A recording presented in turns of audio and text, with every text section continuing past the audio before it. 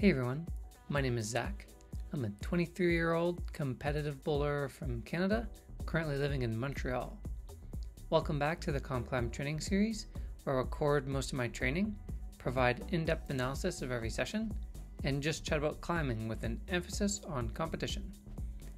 And speaking of competition, here I am taking part in a very important one for me. So we are at the first North American Cup of the season, taking place in Salt Lake City. So here we are starting off with the qualification round. And for this event, the qualifying format, it was actually quite nice.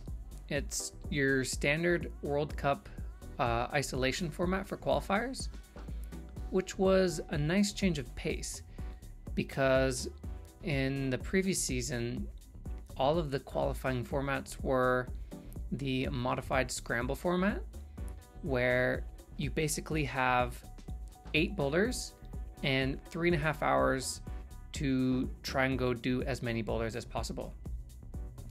But that can be quite a difficult qualifying round to actually perform in as an athlete, because especially with the events that have a really large size of the field, because the lines end up being super long for each boulder, and it can take just a really long time to do your qualifying round. So having an isolation format that's 5 on 5 off is much more manageable to actually perform in as a competitor. So I personally was very much looking forward to doing a typical 5 on 5 off qualifying round. And as you can see, we're starting off with a nice top of this tricky slab.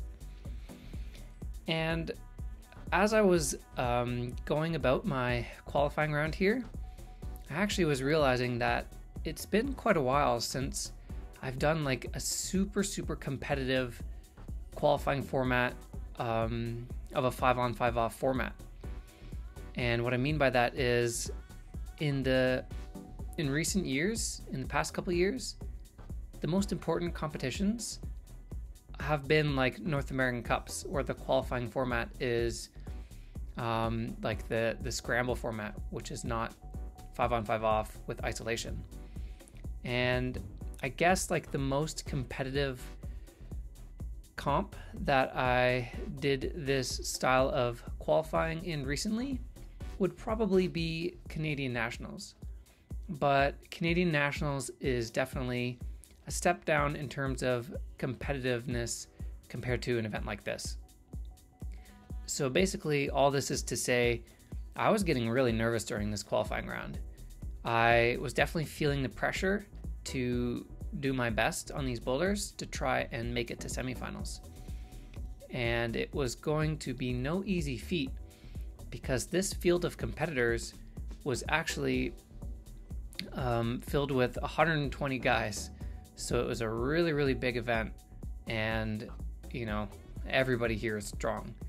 Like, especially in the States, there's just like endless amounts of strong climbers, and even climbers that, so I'm pretty on top of like keeping track of all of my competitors, but there are always like so many strong guys that I haven't heard of that just show up and crush.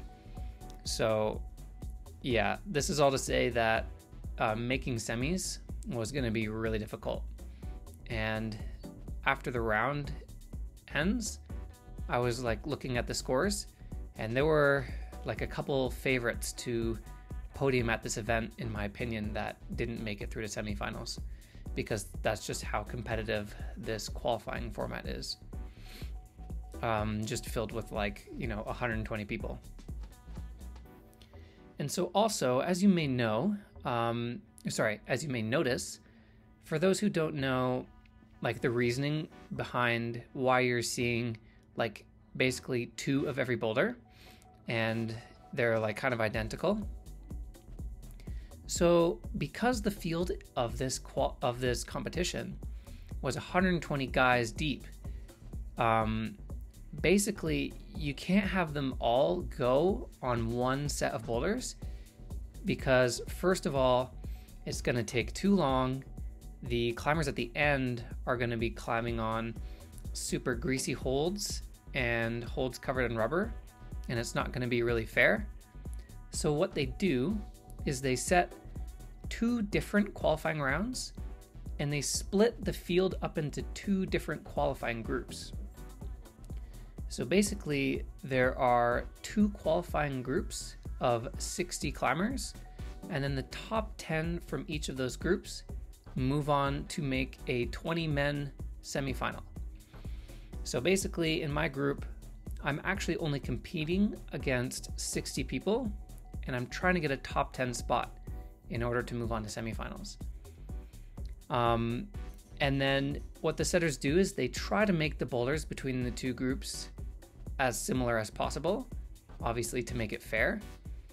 But actually, in theory, this kind of qualifying format isn't like necessarily the most optimally fair. Because in theory, you know, you could have a higher percentage of the stronger athletes in one qualifying group than the other. But what they actually do in the World Cup is they divide the 2 groups by ranking. So they take the world ranking and they say, okay, first place in the world ranking, you go in qualifying group A. Second place in the world ranking, you go in qualifying group B. And then third place in A, fourth place in B. And in theory, the 2 groups are equally balanced in terms of strong athletes. But because there isn't a North American Cup ranking, they actually divided it up randomly between the majority of the athletes, which in theory is actually kind of like a bit suspect for this kind of qualifying format with 2 groups. So it was definitely like a really big toss-up for who was going to make semifinals, with the really big field and the kind of wacky dividing up of the 2 groups. But at the end of the day, they definitely had to divide up the qualifying groups into 2 separate groups and just divide them up randomly, because it would be way worse to do one big group of 120 climbers. Because let's say you just randomly get like the running order of 110th, you're going to be climbing on really garbage conditions, and it's not going to be fair at all. Plus, you'll be sitting in ISO for like, 8 hours before you actually get to climb. So I think they definitely made the most of the qualifying format, and overall this event was run quite smoothly in my opinion. So anyway, you can see we are wrapping up the qualification round. I ended up having quite a pretty decent qualifying round for myself, and I ended up with 4 tops in, I think I fell once with those 4 tops. So I was 4 tops, 5 attempts, and then I got all 5 of the zones. And my attempts were actually quite good in the qualifying. I had 3 flashes and 1 boulder on my second attempt. So I definitely feel like I was off to a good start, and I was finding my groove of the competition. So I qualified in 2nd place in my group going into semifinals, which means I was qualified 3rd overall when they put the 2 groups together. Because basically, 1st place from each group tie for 1st in the overall ranking, and then 2nd place from each group tie for 3rd in the overall ranking, because there are 2 people ahead of you essentially. But anyway, that's not so important. The important thing is basically just trying to finish in the top 10 and make the semifinals. So after making semis, I definitely felt like a bit of the pressure was lifted off of me, which was quite nice. I knew that this comp would at least not be like a big failure on my part in terms of, getting like points for the Canadian rankings. And so I was at least relieved to start off with making a semifinal. And then I was going to try my best to make finals, but I knew that like making finals is going to be just as hard as making the semifinal, just because there are so many strong athletes in this field. And so going into semifinals, we were all definitely expecting really, really hard boulders, because semifinals is typically the hardest round of any competition, because it really is the most crucially separating round. You have to take 20 really, really strong athletes and pick like a clear top 6 for finals. And so typically you can make a final round in an event like this with like 1 or 2 tops.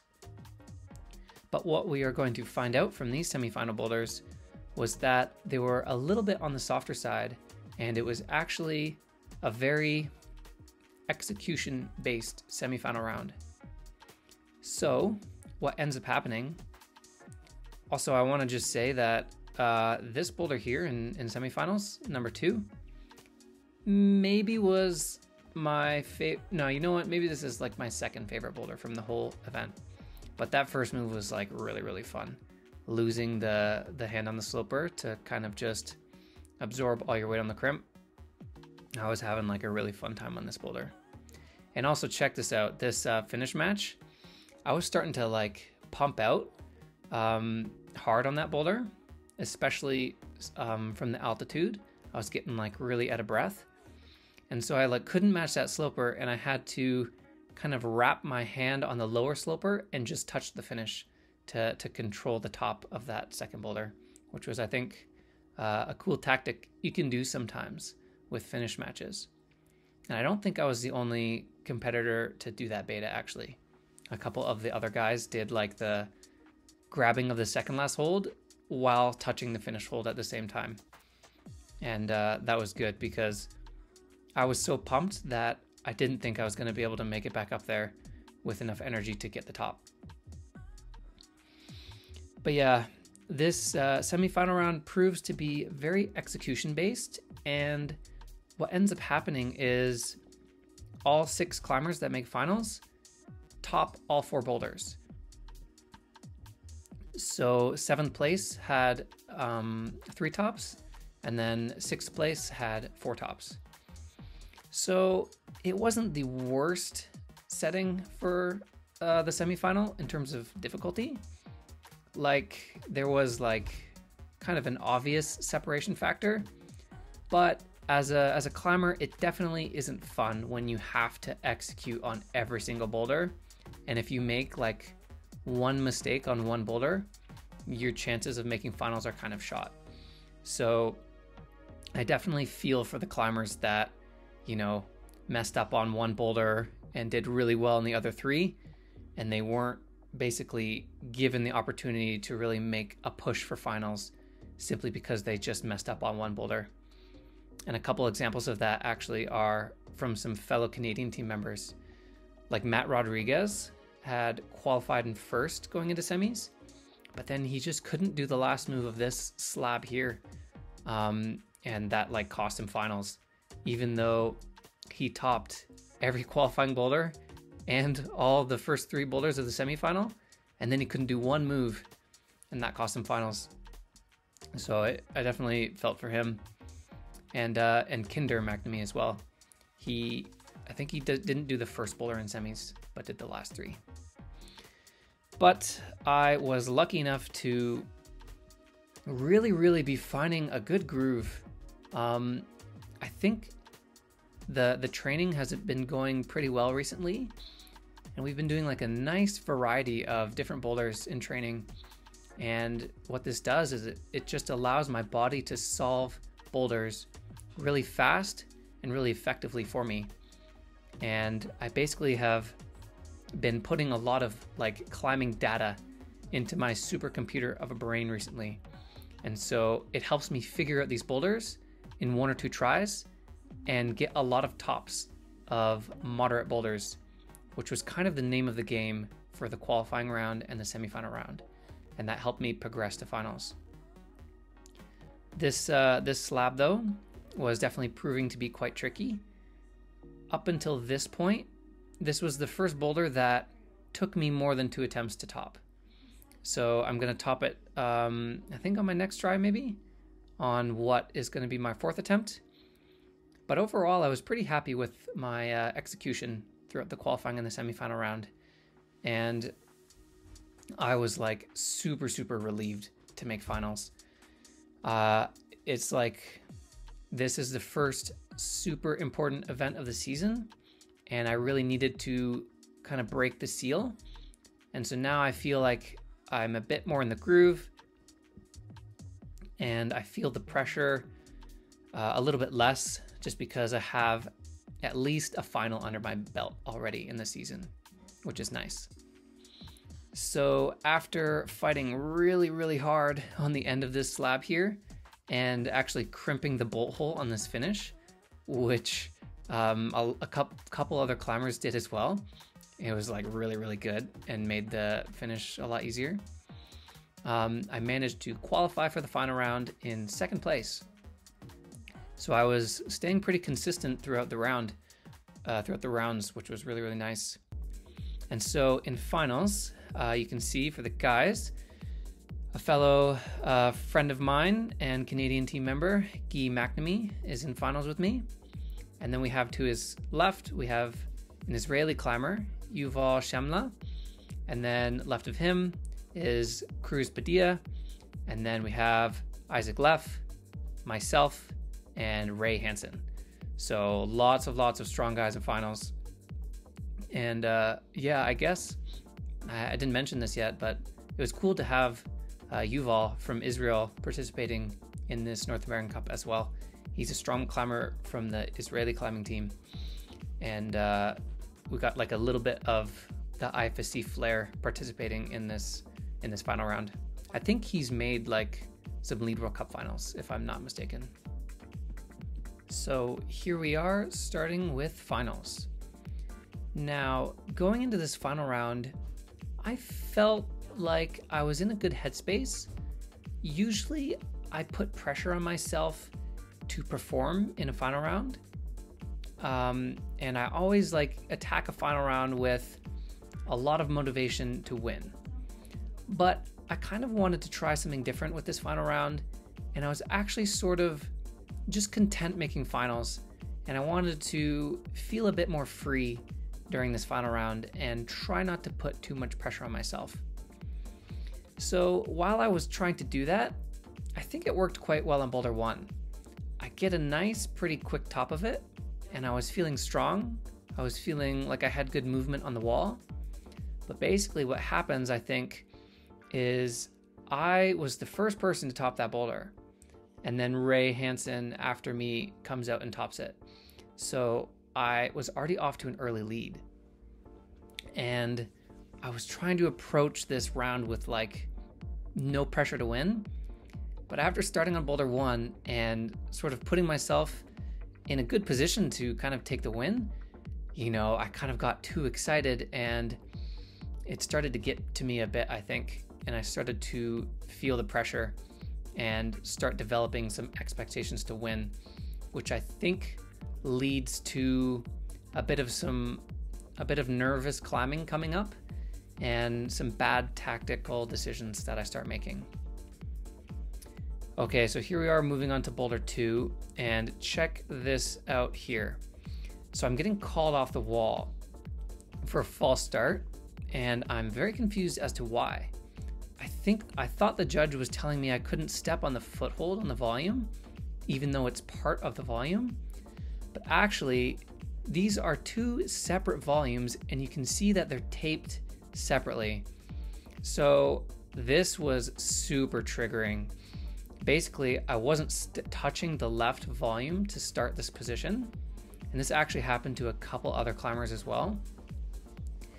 And so I have to now going forward have to kind of like touch a tiny bit of the left volume with my foot in order to start the boulder correctly.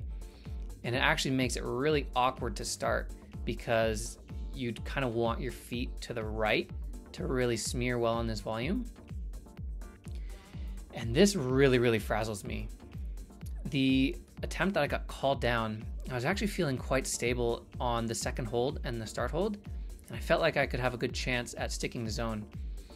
But after getting called down, I started to get quite frazzled, and you can see I'm start slipping all over the volume. I kind of like am almost rapid firing on this boulder as well too. You see me kind of getting right back on it when I should be resting. And that was like kind of where things started to go downhill in the final for me. I knew that that was going to be an important zone, but I couldn't quite get it. And so for that boulder, this is where Guy McNamee starts to make his very, very epic comeback, as we're going to start to see. So he ends up being the only climber to top that boulder. And he qualified in 6th for finals as well. So he was going out first. So he started to lay the pressure down on the athletes. So after losing a bit of ground on the second boulder, and now coming out to this third boulder, I had also heard it gotten topped by a couple climbers, just based on the crowd reaction. So I knew that Guy topped it, I knew that Cruz topped it, and I knew that the Israeli climber Yuval topped it.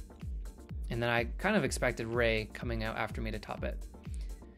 So I knew that this boulder was probably going to be the most doable of the round, and it would be, you know, a mess up if I didn't top the boulder, basically. Now that is always a hard mindset to tackle a slab boulder going into. Like, you want to be climbing loosely and without pressure when attacking a slab usually, but being too tense and nervous is not a good way to tackle a slab. So this slab is pretty crazy. It looks like a paddle move into like a no hands landing, but I was having a really hard time with this movement, and I think it was because I was just a bit too tense and I wasn't allowing my body to really find a nice swing for this move. And this is kind of my style of boulder as well. Like, I want to just take a moment to apologize to any of the studio block setters that are still watching the channel, and I'm letting them down by not being able to send this kind of boulder, because I practiced this style so much at studio block, and I feel like I really made a lot of progress on the runny-do, paddle-y kind of move. Like, I've probably done a very similar style boulder to this, like at studio block last year. But I am putting too much pressure on myself. I'm rapid firing, and I'm not finding an optimal swing whatsoever on this move. I just am too tense. Whereas, man, I think if I were to try a boulder like this in training, it would go a lot better. So I think this boulder was actually one of my biggest takeaways from the whole event.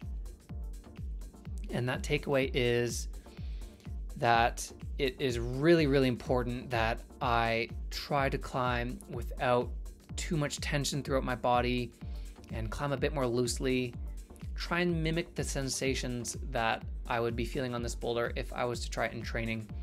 And this is just a good refresher in standard comp tactics, right? You just can't get too nervous on a boulder like that, or your movement is going to be suboptimal. So after not being able to top that boulder, I knew that my chances of the win were pretty much gone. Like, Ray and Guy were gonna have to seriously mess up in order for me to have a chance at winning. And at this point, coming out to boulder 4, I knew that Guy did not mess up. In fact, he did exactly the opposite, and he crushed this last boulder and got actually what ends up being the only top of it. And it was a super epic moment. The crowd went nuts. Guy was struggling to match the last hold of this boulder for a really long time, and then he finally figured out and guaranteed himself the win with that top. And so for myself, coming up to this boulder, I actually knew that by topping it, I would guarantee myself third, which I definitely wanted to be on the podium. So I was going to be doing my best to top this boulder. Now, I was definitely starting to power out by this point, and I wasn't in such a good headspace because of how frazzled I was getting on the past couple boulders. So I feel like my performance on this boulder was quite bad. You can see I don't look super good on the wall. My attempts are just kind of lackluster, and this was definitely me not being locked in on this boulder, and which I actually quite regret it too, because this is such a sick boulder. Like, this boulder 4 is probably my favorite from the event. This one is super, super cool, and I wish I could have performed better on it just because of how cool the boulder is. So my last try, I actually do stick the dyno, but fall going up for like the last jug. Oh, actually, no, it's not my last try. I think I just put one more attempt on for the heck of it. But yeah, I like undershoot this jug. But even if I had stuck it, matching the top hold is actually another story of itself, because Guy was telling me it was really, really bad. But yeah, I failed to top the last boulder, which meant that I didn't earn myself a podium spot, and I finished in 4th place.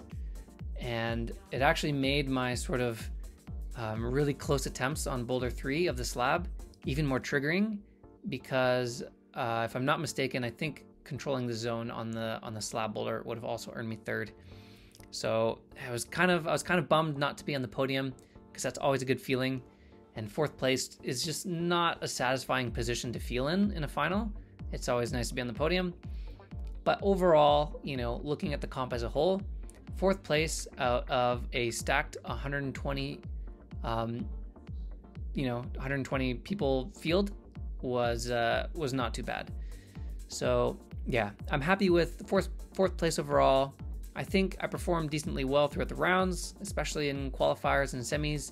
My execution factor, I was pretty proud of, but I made a lot of tactical failures in finals, I think, which was a good reminder of what I need to work on in practice going into Vail next month, which I am actually super, super motivated for now, especially after like this pretty decent start to the North American Cup series.